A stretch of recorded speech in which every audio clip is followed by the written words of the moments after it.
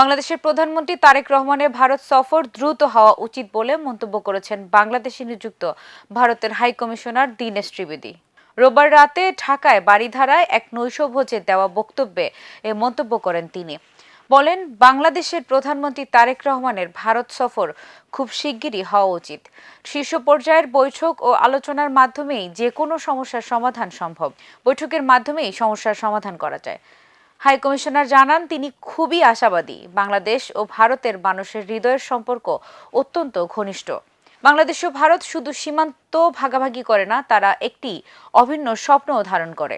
বাংলাদেশ ও ভারত দুটি সার্বভৌম দেশ, দুদেশের চ্যালেঞ্জ রয়েছে উল্লেখ করে দীনেশ ত্রিবেদী বলেন, দুদেশের মধ্যে মতপার্থক্য, বিতর্ক কিংবা যুক্তিতর্ক থাকা স্বাভাবিক। প্রধানমন্ত্রী তারেক রহমান ও ভারতের প্রধানমন্ত্রী নরেন্দ্র মোদী দুজনেই জনগণের সঙ্গে সম্পৃক্ত নেতা। তাদের লক্ষ্য একই।